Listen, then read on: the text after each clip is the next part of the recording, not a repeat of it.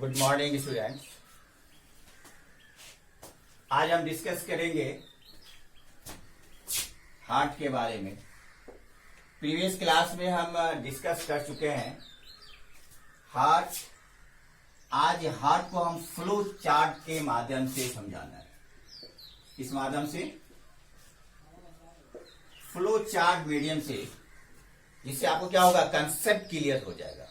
आप जानते हैं ना, आपने देखा कि हार्ट है, हम ह्यूमन हार्ट की बात कर रहे हैं। आपने हार्ट देखा, हार्ट क्या था? ये heart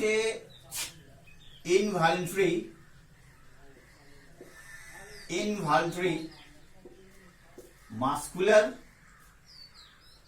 involuntary cardiac muscular tissue है।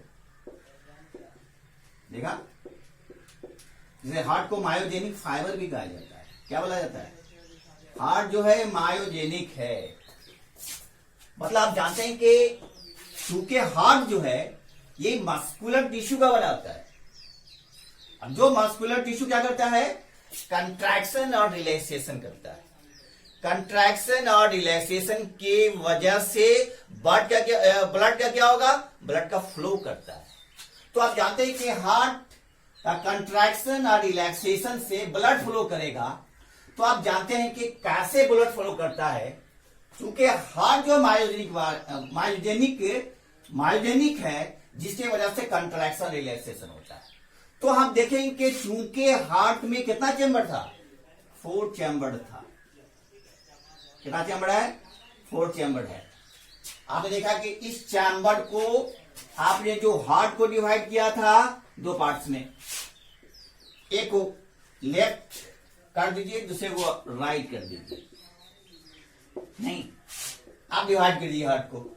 नहीं, मान लीजिए कि ये हार्ट है, इसको आप डिवाइड कर दीजिए 2 पार्ट्स में। एक हुआ आपका, एक हुआ राइट और एक हुआ लेफ्ट। क्लियर? ये क्या हुआ? राइट और एक हुआ लेफ्ट। आप जानते हैं कि ये जो चैम्बर डिवाइड रहता है क्या चीज में? 2 पार्ट्स में, 2 चैम्बर में। एक को कहा जाता है आर्ट्रियम और दूसरे को क्या कहते हैं? वेंट्रिकल कहा जाता है। एक को क्या करेगा? आर्ट्रियम और दूसरे को क्या कहेगा? वेंट्रिकल। तो अगर आर्ट्रियम की बात करें तो आप जानते हैं कि हार्ट का क्या 4 चैम्बर होता है। ये कौन सी पार्ट है? ये पार्ट है आपका आर्ट्रियम। ये हुआ आपका लेफ्ट आर्ट्रियम और ये हुआ आपका लेफ्ट वेंट्रिकल। ये पार्ट हुआ आपका, ये हुआ आपका राइट, ये पार्ट हुआ आपका राइट ऑरिकल और राइट वेंट्रिकल। मतलब अगर आप हार्ट को 2 पार्ट में डिवाइड किए, एक लेफ्ट से और दूसरा किस पार्ट से? राइट से। तो लेफ्ट में पार्ट कौन सा होगा? ये ऑरिकल है तो लेफ्ट ऑरिकल, और दूसरा है तो ये पार्ट है लेफ्ट वेंट्रिकल। उसी तरह आर्ट्रियम को लेफ्ट और राइट में डिवाइड कर देते हैं। एक हुआ आपका लेफ्ट आर्ट्रियम और दूसरा हुआ राइट आर्ट्रियम।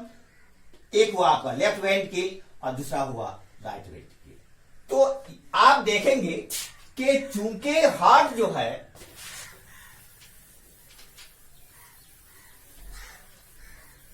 दो तरह का ब्लड फ्लो करेगा। नहीं, एक ऑक्सीजनेटेड, दूसरा डीऑक्सीजनेटेड। नहीं, एक ऑक्सीजनेट की बात करता है, दूसरा डीऑक्सीजन की बात करता है।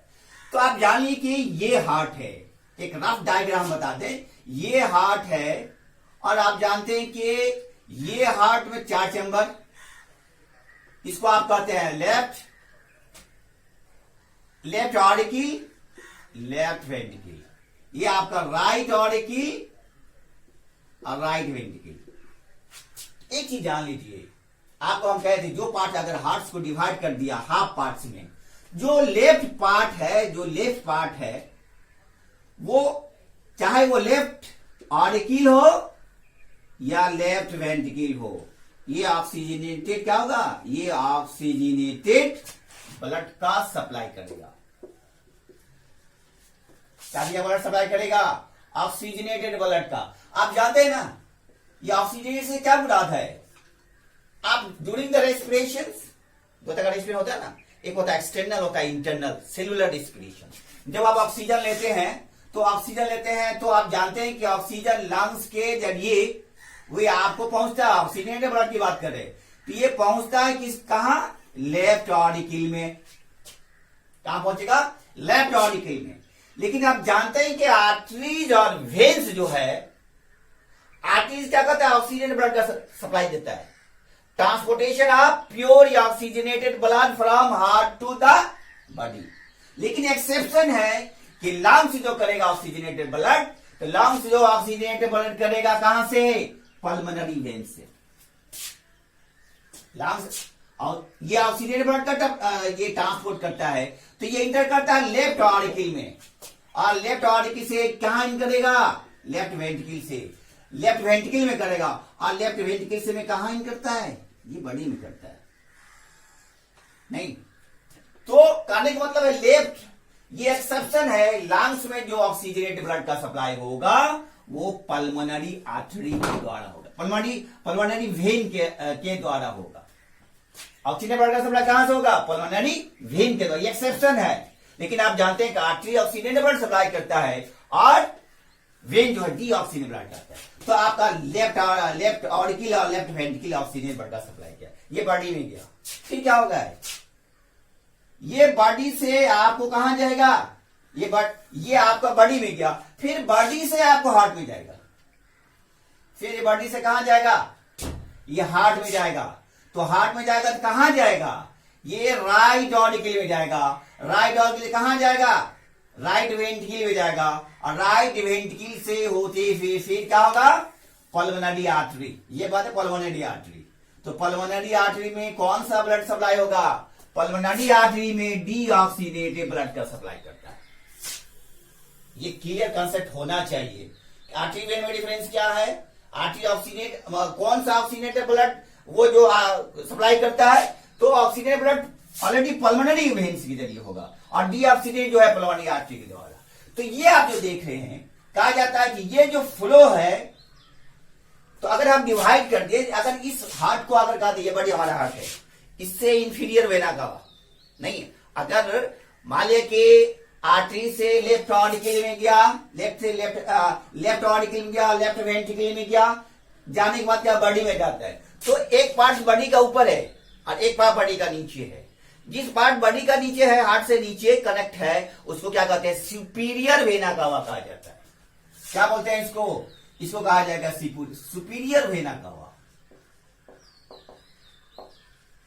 जो ब्रेन है, ब्रेन से होते हुए फिर क्या करेगा, फिर राइट ऑरिकल में जाएगा, फिर इसकी जगह निकल जाएगा, और ये जो है वो इंफीरियर वेना कावा है। पहला ऑर्गन का जो फॉर्मेशन होता है वो हार्ट ही होता है। बच्चों में आप देखेंगे तो वहां ब्लड का सप्लाई कैसे होगा, जब इम्यूनिक डेवलपमेंट होता है, आप पढ़ेंगे 12th क्लास में, तो वहां जब इम्यूनिक डेवलपमेंट होता है तो वहां से लीवर और किडनी से चाइल्ड को क्या होता है, वहां से सप्लाई होता है ब्लड का। लेकिन क्योंकि फर्स्ट ऑर्गन हार्ट है, तो फर्स्ट ऑर्गन हार्ट में ऑक्सीजनेटेड और डीऑक्सीजन दोनों तरह का ब्लड सप्लाई होगा। तो ये कॉन्सेप्ट क्लियर होना चाहिए कि आप देखो ऑक्सीजन ब्लड पल्मोनरी वेन से कहां जाता है, लेफ्ट आर्टरियम से। लेफ्ट आर्टरी कहां जाएगा, लेफ्ट वेंट्रिकल में। इसके बड़े आर्टरी के बड़े पार्ट्स को कहा जाता है, नली को आयोटा कहा जाता है, जो एक हेड रीजन में जाएगा, दूसरा कैपिलरी बॉडी होते हुए इंफीरियर वेना कावा में जाएगा, जो सुपीरियर वेना कावा में जाएगा। ये पार्ट सुपीरियर वेना कावा है, फिर ये खुलता है राइट आर्टरियम में, और इंफीरियर वेना कावा भी राइट आर्टरियम में, फिर राइट वेंट्रिकल में होते हुए पल्मोनरी आर्टरी में जाता है। इस तरह से फ्लो होता है। लेकिन आप जानते हैं कि ह्यूमन बींग्स में जो है, ये ब्लड का जो सर्कुलेशन है, डबल सर्कुलेशन होता है। असल में जो ये है पॉइंट्स है कि कैसे ह्यूमन बींग में ब्लड जो है डबल सर्कुलेशन होता है। तो देखिए आप, तो ये आप फोकस करें, आप डायग्राम पे, फ्लो चार्ट पे क्या करें, ज्यादा फोकस दें, जिसकी वजह से क्या होगा, आपका कंसेप्ट क्लियर होगा। तो क्या है डबल ब्लड सर्कुलेशन क्या है, डबल सर्कुलेशन क्या है। आप जानते हैं कि ब्लड का जो है ह्यूमन बीइंग में डबल सर्कुलेशन होता है, नहीं मतलब 2 बार सर्कुलेट करेगा ब्लड का, 2 बार क्या करेगा, 2 बार सर्कुलेट करेगा, इसीलिए इसको डबल सर्कुलेशन कहते हैं। लेकिन कैसे होता है ये, आप जानते हैं कि डबल सर्कुलेशन होगा तो कहा जाता है कि एक को कहा जाता है पल्मोनरी सर्कुलेशन, पल्मोनरी सर्कुलेशन कहा जाता है, और दूसरे को कहा जाता है सिस्टेमिक सर्कुलेशन। क्या बोलते हैं उसको? तो मोटा मोटी ये कह सकते हैं कि pulmonary circulation and systematic circulation, that is called the double circulation. नहीं, कि अगर कहा जाए कि pulmonary circulation plus systematic circulation is called the double circulation. इसमें क्या होगा? आप जानते हैं ना, ये हमारा जो हार्ट है, हार्ट जो है, जो हार्ट बीट करता है, हार्ट बीट मतलब जो हार्ट बीट के जरिए क्या होता है? ब्लड का सर्कुलेशन होता है। हमारा हार्ट बीट कितना होता है? 72 टाइम्स पर मिनट। हार्ट का बीट क्या होता है? 72 टाइम्स जो होता है पर मिनट क्या होता है? ये आपका सर्कुलेट करता है, हार्ट बीट करता है। तो कहता है पल्मोनरी सर्कुलेशन क्या होगा? आप पल्मोनरी से समझ सकते हैं लंग्स में सर्कुलेशन, जब हार्ट से ब्लड जो है लंग्स की ओर जाएगा। क्लियर? जब हार्ट से लंग्स की ओर जाएगा, और सिस्टमेटिक में क्या होगा? सिस्टमेटिक होगा कि हार्ट से हार्ट टू बॉडी। ये क्लियर कंसेप्ट होना चाहिए कि डबल सर्कुलेशन में क्या होगा? डबल सर्कुलेशन में एक हार्ट से ब्लड का सर्कुलेशन लंग्स में जाएगा, दूसरा क्या कर रहा है कि एक हार्ट से ब्लड कहां जाएगा? बॉडी में जाएगा। क्लियर है ना? एक दो बार हो रहा है, एक हार्ट से बॉडी में, एक लंग्स में जाएगा, और दूसरा कहां जा रहा है? हार्ट से बॉडी जाता है। ये दोनों सर्कुलेशन का आता है डबल सर्कुलेशन। कैसे जाएगा? कहा जाता है हार्ट से लंग्स में जाएगा। तो आप देख रहे हैं ना, अगर हार्ट से लंग्स की बात करें, अगर आप देखते हैं कि ये मान लिया कि लंग्स है, ये लंग्स है ना, एक पार्ट यहां से जा रहा है ना, और ये पार्ट फिर आपको कहां खुलता है? ये पार्ट फिर खुलता है आपको लेफ्ट ऑर्किल में खुलता है, फिर लेफ्ट ऑर्किल होते आपको जाते हुए कहां जाएगा? फिर एक ये पार्ट होते हुए फिर लंग्स में आएगा। फिर लंग्स में क्या होता है? मतलब ऑक्सीजनेटेड और डीएसए दोनों सप्लाई हो रहा है। तो ये जानना होगा कि हार्ट में, हार्ट से जो लंग्स में जाएगा, ये डीऑक्सीजनेटेड ब्लड होता है। कौन सा ब्लड होगा? Deoxygenated blood. मतलब डीऑक्सीजनेटेड ब्लड से सप्लाई होगा क्या? पल्मोनरी आर्टरी या पल्मोनरी वेन। तो ये सप्लाई कहां से होता है? डीऑक्सीजनेटेड का सप्लाई पल्मोनरी आर्टरी के द्वारा होता है। तो एक इसको कहा जाता है पल्मोनरी सर्कुलेशन। तो दूसरा कहता है हार्ट टू बॉडी। क्लियर है? कहा जाता है कि आर्टरी का यही डिफाइन है कि blood circulate from heart to every part of the body, that is called the artery. लेकिन यहां का हार्ट से जो बॉडी जाएगा, एक पार्ट हार्ट से बॉडी जाता है, तो हार्ट से बॉडी डिफरेंट पाथवे से क्रॉस करता है। ऐसे सर्कुलेशन को सिस्टेमिक सर्कुलेशन कहा जाता है। तो pulmonary circulation plus systemic circulation is called the double circulation. दो बार सर्कुलेशन होता है। कितना ये सर्कुलेट, हार्ट बीट कितना होता है पर मिनट? 22 टाइम्स पर मिनट। आप जानते हैं कि क्योंकि हार्ट जो है कंट्रैक्शन और रिलैक्सेशन करता है। क्लियर है ना? इसीलिए हार्ट को क्या कहा गया है? हार्ट को मायोजेनिक फाइबर कहा गया है। हार्ट को मायोजेनिक मास्कुलर कहा गया, मायोजेनिक फाइबर। क्यों? इसे न्यूरोजेनिक फाइबर भी कहा जाता है हार्ट को, क्योंकि एक्सटर्नली स्टिमुलेट नहीं करता है। क्योंकि आपका जो हार्ट है, ये हार्ट को क्या कहता है? मायोजेनिक। क्यों कहा जाता है? ये एक्सटर्नल स्टिमुलेट नहीं करता है, कहा इनवॉलंटरी एक्शन है ये। तो एक्सटर्नल स्टिमुलेट नहीं करेगा, जिसे हार्ट मायोजेनिक या इसे न्यूरोजेनिक भी कहा जाता है। नहीं, इसका कंट्रोल कहां से होगा? इसका कंट्रोल होगा ब्रेन से या स्पाइनल कॉर्ड से। क्या होगा? ब्रेन से या स्पाइनल कॉर्ड से होता है। इसीलिए इसे कहा जाता है मायोजेनिक हार्ट। चूंकि आप यहां देखिए, चूंकि हार्ट क्या करता है? कंट्रैक्ट और रिलैक्स करता है। जब कंट्रैक्ट करता है, इसे क्या कहा जाता है? Contraction of the heart, that is called systole. अब आगे नेक्स्ट सीनियर क्लास पढ़ेंगे ना, 11 12 पढ़ेंगे, 11 12 पढ़ेंगे, तो इन डिटेल आपको पढ़ना है। कंट्रैक्शन होगा, उसे सिस्टोल करता है। मतलब जब हार्ट सिकुड़ता है तो उसे सिस्टोल कहते हैं, और जब रिलैक्सेशन होता है इसे क्या कहते हैं? डायस्टॉल कहा जाता है। क्या बोलते हैं उसको? Diastole. Diastole means expansion, relaxation process. Systole मतलब होता है कंट्रैक्शन प्रोसेस। जाहिर सी बात है, जब ये हार्ट सिकुड़ेगा तो blood flow to the every parts. Contraction होगा तभी क्या होगा, ब्लड का फ्लो करेगा। तो ब्लड फ्लो कैसे करता है, जैसे आप जानते हैं कि लेफ्ट ऑरिकल से ब्लड फ्लो करेगा कहां, लेफ्ट वेंट्रिकल में।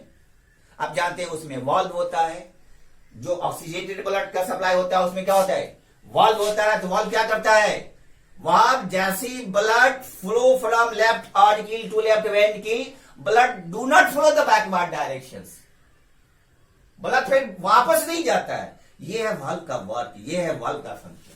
तो आप देखिए यहां सिस्टोल और डायस्टोल करता है। तो हार्ट जब सिकुड़ता है उसको क्या कहते हैं, सिस्टोल करते हैं। जब फैलता है तो उसे आप क्या कहते हैं, डायस्टोल करते हैं। तो आप जानते हैं ना, किसी आप डॉक्टर के यहाँ जाते हैं सबसे पहले क्या होता है, आप किसी कार्डियोलॉजिस्ट के यहाँ जाते हैं तो आपका जो ब्लड प्रेशर चेक किया जाता है, नहीं आप कैसे आप जाएंगे, आपका जो ब्लड प्रेशर चेक किया जाता है, तो ब्लड का प्रेशर दो तरह से होगा, एक होता है हाइपरटेंशन, एक हाइपोटेंशन। जब आपका ब्लड का प्रेशर इंक्रीज करता है ना, आ जाए ब्लड का जो प्रेशर, जो मेजरमेंट किया जाता है, जो इंस्ट्रूमेंट होता है उसको क्या कहता है, एस्फिग्मो मैनोमीटर। क्या बोलते हैं उसको, sphygmomanometer, an instrument to measure the blood pressure. तो आप हमारा जो ब्लड का प्रेशर, जो नॉर्मल ब्लड का प्रेशर क्या होता है, ये नॉर्मल ब्लड का जो बीपी कहा जाता है, ब्लड का प्रेशर 120/80 होता है, नॉर्मल होता है। आप टेस्ट वीक में मैंने लिखते हैं ना, जब डॉक्टर आपको लगा करके पंपिंग करता है, pumping that is the heart, pumping करता है, जिससे आपको ये पता चलता है कि आपका जो ब्लड का प्रेशर कैसा है, नॉर्मल है या एबनॉर्मल है। अगर नॉर्मल होगा तो आपका मेंटेन होगा, अगर लो होगा उसको क्या कहा जाता है, हाइपोटेंशन कहा जाता है, नहीं जिसको टेंशन होता है, हाइपरटेंशन। हाइपरटेंशन ब्लड का प्रेशर इंक्रीज करता है। तो वहां अगर 120/80 है तो ये नॉर्मल है। अगर मान लिया 160/90 या जो भी इंक्रीज करेगा तो क्या होगा, ये एबनॉर्मल होगा। अगर ये घटता है, अगर मान लिया कि 120 है, 100/60 है, just depend on the age, ये एज पर डिपेंड करता है। कहा जाता है एक्चुअली में कि 40 इयर्स के बाद ब्लड प्रेशर बढ़ता है, लेकिन आज के डेट में ऐसा नहीं है। आज के डेट में ब्लड का प्रेशर ये एज पर डिपेंड नहीं करता है, ये चूंकि आज के दौर में जो आपका डाइट है वो क्या है, डाइट के अनबैलेंस की वजह से, डाइट के डिसऑर्डर की वजह से आपका ब्लड प्रेशर इंक्रीज हो गया। हाइपरटेंशन जो होता है आपका प्रेशर की वजह से क्या होता है, वो इंक्रीज और डिक्रीज करता है। जब नॉर्मल होगा तो 120/80 नॉर्मल होता है, लेकिन आज की डेट में कहा जाता है 130/90 भी क्या है, वो नॉर्मल है। तो आप देखते हैं कि ये जो 120/80 है क्या है, ये ब्लड का प्रेशर है। 120 क्या होगा, 120 होगा, ये रिलैक्सेशन होगा, जिसको क्या कहते हैं, डायस्टोल कहा जाता है। और 80 क्या है, सिस्टोलिक मोमेंट है। 80 क्या कहेगा, सिस्टोल। 120/80 हुआ, ये हुआ आपका डायस्टोल, आई बेग पार्डन, ये हुआ आपको डायस्टोल और ये हुआ आपका सिस्टोल। नहीं, 120 का वो सिस्टोल, जब सिकुड़ेगा तो ये आपका मेजर करता है, जब फैलता है तो ये मेजर करता है। तो ऊपर वालों क्या कहेगा, सिस्टोलिक मोमेंट, क्योंकि हार्ट का जो मोमेंट होता है सिस्टोलिक मोमेंट और डायस्टोल मोमेंट, कंट्रैक्शन और रिलैक्सेशन। जब सिकुड़ता है तो 120 में मेजर किया जाता है, और जब फैलता है तो क्या बोलते हैं, डायस्टोल कहा जाता है। तो ये नॉर्मल ब्लड का मेजरमेंट है, जिसके जो इंस्ट्रूमेंट होता है उसको एस्फिग्मो मैनोमीटर कहा जाता है। तो आप देखिए यहां पे कि एक फ्लो चार्ट के वजह से कैसे ब्लड फ्लो करता है, क्या है हार्ट। तो आप 2D पॉइंट्स, एक एक पॉइंट्स में अगर आप कंसेप्ट क्लियर नहीं होता है तो एक चार्ट के माध्यम से आप समझ सकते हैं। ये इंपोर्टेंट चैप्टर है, ये आपका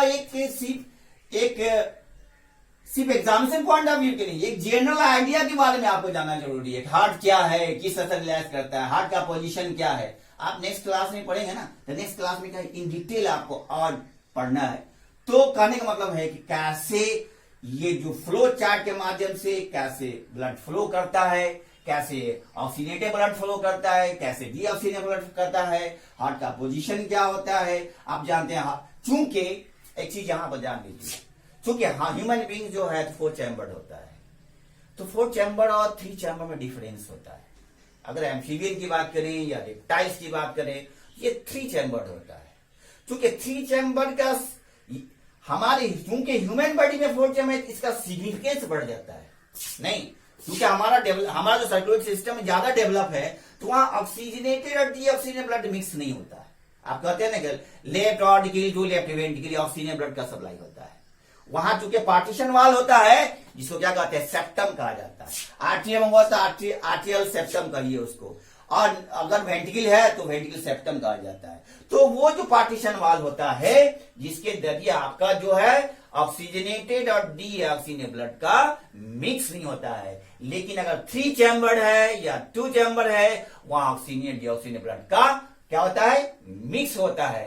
तो कहने का मतलब यह है कि हार्ट क्या है, हार्ट किसको कहते हैं, हार्ट का कैसे ब्लड फ्लो करता है, कौन कौन पार्ट्स है, कौन कौन पार्ट्स किस तरह से फ्लो करता है, आर्टरी में क्या डिफरेंस है, वेन्स में क्या डिफरेंस है, कैपिलरी में क्या डिफरेंस है, कौन ऑक्सीजनेटेड ब्लड सप्लाई करता है, कौन डीऑक्सीजनेटेड ब्लड सप्लाई है। लेकिन कंफ्यूज नहीं होना है, कंसेप्ट क्लियर करना है कि लंग्स में केस में होगा ऑक्सीजन पल्मोनरी या पल्मोनरी वेन के जरिए होगा, अगर डीऑक्सीजन होगा पल्मोनरी आर्टरी। ये कंसेप्ट क्लियर होना चाहिए।